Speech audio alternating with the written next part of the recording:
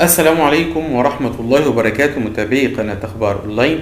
عاجل الجوازات السعودية تعلن رسوم تجديد الإقامات بداية من العام القادم، وذلك بعد انتهاء المهلة المحددة للإعفاء من المقابل المالي لرسوم تجديد الإقامة ب100 ريال سعودي. إليكم التفاصيل.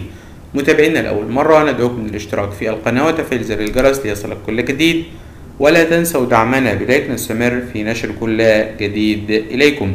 مع قرب انتهاء العام الهجري الحالي 1443 هجرية، تبدأ السنة الثالثة والأخيرة لإعفاء الوافدين العاملين في المنشآت الصغيرة من المقابل المالي لرخص العمل، بعد أن تم إقرار إعفاء المنشآت الصغيرة بداية من منتصف شعبان لعام 1441 هجرية ولمدة 3 سنوات، لينتهي القرار في منتصف شعبان القادم لعام 1444 هجرية، وسيكون تجديد الإقامات برسوم تصل إلى 12,000 ريال سنويا.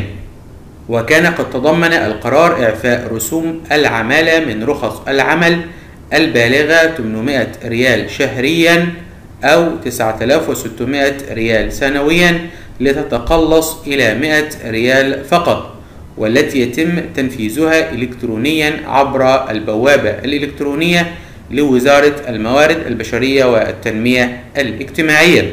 وتم منح المنشآت الإعفاء من المقابل المالي عن كل سنة مالية خلال الفترة الماضية، وتبقى أمام المنشآت السنة الثالثة والأخيرة فقط للاستفادة من هذا الإعفاء.